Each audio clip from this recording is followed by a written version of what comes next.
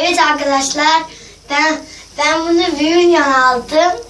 Mogan Gölü'nden. Şimdi oynamasına geçelim. Çok eğlenceli, bu yapılabiliyor da.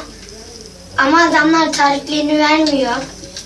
Benim bunda 2 tane var. Şurada da var arkadaşlar. Baksana evin bahçesinde bu var. Arkadaşlar burada çok zamanı anlamıyor. Evet arkadaşlar, oynayalım ben. Yarın kötü oldu dedi. Sevgili kocası yaptı dedi. Arkadaşlar çok güzel, kullanışlı da. Ama çok eline yapışıyor yani. Mogan Gölü'ne giderseniz orada market var, orta var.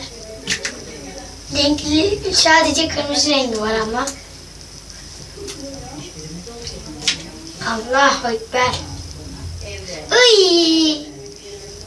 Her yerime de yapışıyor arkadaşlar. Çok iğrendim. Bir de çabuk bitiyor. Bence almayınız. Hiç alın demeyin. Çünkü iğrenç bir şey.